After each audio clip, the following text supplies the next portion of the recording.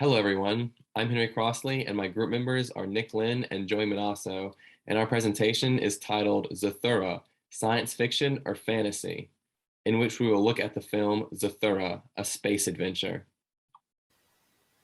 For those who don't already know, Zathura was a film released in 2005 directed by Jon Favreau.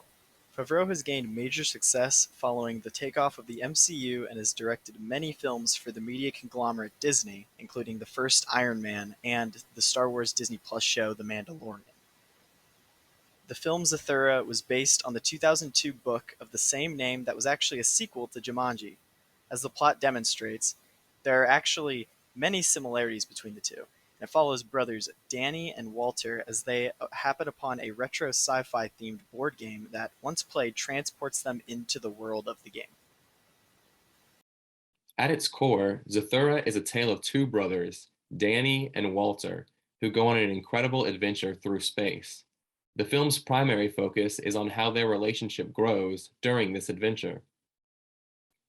The movie contains elements of both traditional science fiction and fantasy, so our goal is to use our class knowledge and personal experience to find a proper genre classification for the film.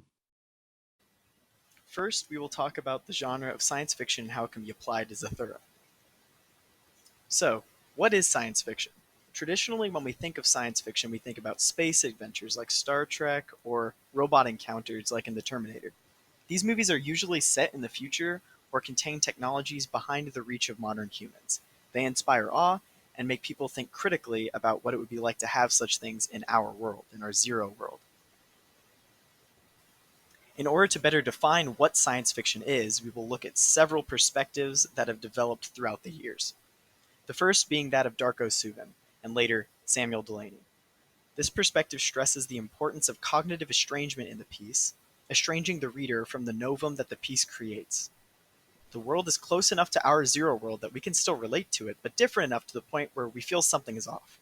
This in turn makes us analyze our own world. The biggest characteristic of this perspective are the bounds to science fiction drawn by it.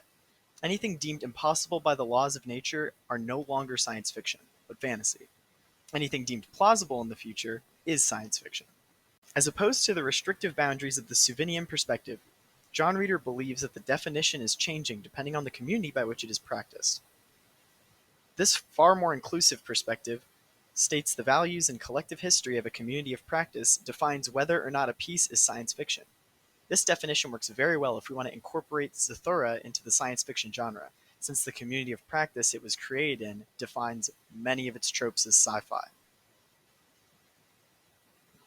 In the movie Zathura, we see elements of science fiction used for setting, atmosphere, and obstacles for the characters to overcome.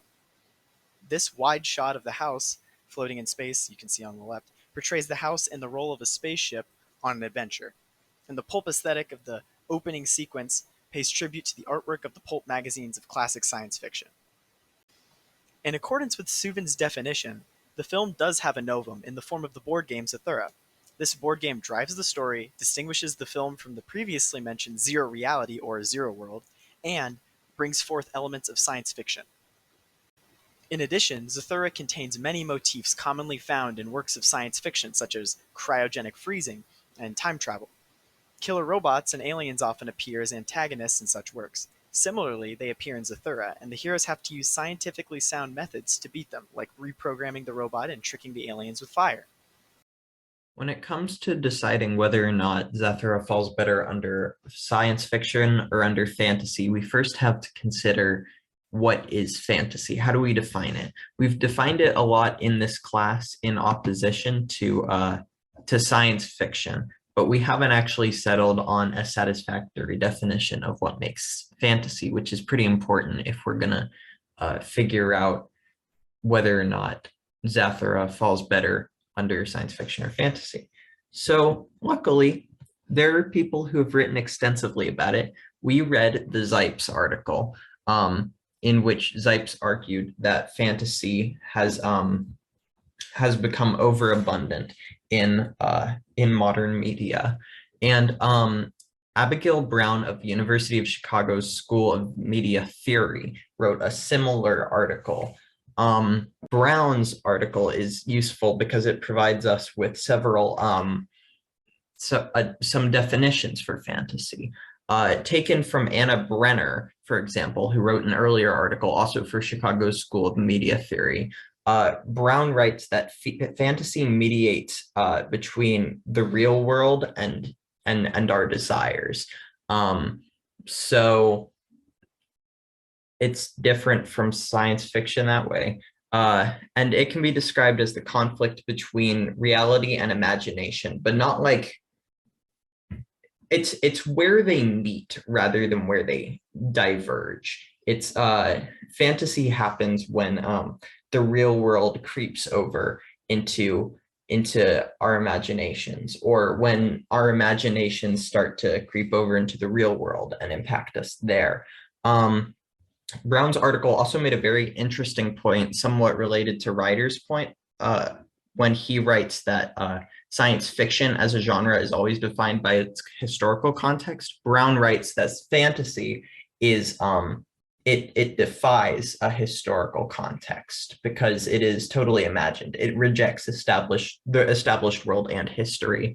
Rod Serling, the creator of the Twilight Zone, before I move on, described science fiction as making the improbable possible, and fantasy as making the impossible probable, as a way of dividing the two genres. So science fiction is very present in Zathura, but it's mostly set dressing, where the most important plot elements tend to be from fantasy. There are a couple individual elements. For example, it's outright stated that even though they're in space, the house still has its utilities, even though it shouldn't. And there's common elements like shooting stars granting wishes, and more fantastical things like the way characters dissolve into light at the end, or they can breathe in space. And of course, the focus of the movie is about the magical board game, which it's never explained as being part of science. It's not derived from anything in the real world. This inanimate object can react to the players. It can get Walter to. It can give Walter what he wants and wish Danny away. It can eject Walter into space. This it can do despite no presence of any kind of intelligence, and no established way to do it scientifically. There's nothing from reality that expands itself into Zathura. So, is Zathura science fiction or fantasy? Well, we decided that it is both. There is another genre called science fantasy that combines elements of both science fiction and fantasy. Think Star Wars, the MCU, or even Futurama. Each has a science fiction setting, but they all contain magical elements that we would normally associate with fantasy. Professor Carl D. Malmgren from the University of New Orleans provides a definition of science fantasy in a 1988 publication titled Towards a Definition of Science Fantasy.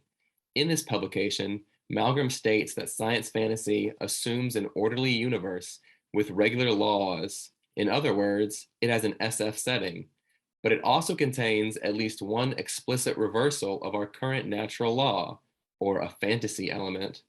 He then goes on to explain that in most cases, the story offers some kind of explanation for that reversal, giving logic to this fantastical element. If we look at Zathura through the lens of science fantasy, we can see that it follows all of Malmgren's rules for science fantasy. It is set in our own world until the game is played, at which point it is set in outer space.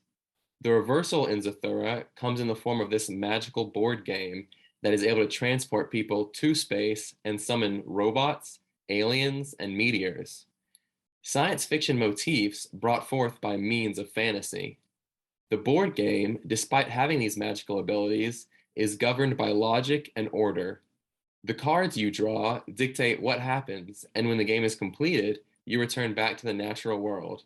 And so our final verdict is that the film Zathura: A Space Adventure can be best classified as a work of science fantasy. With that, here is our bibliography, and we'd be happy to answer any questions that y'all may have.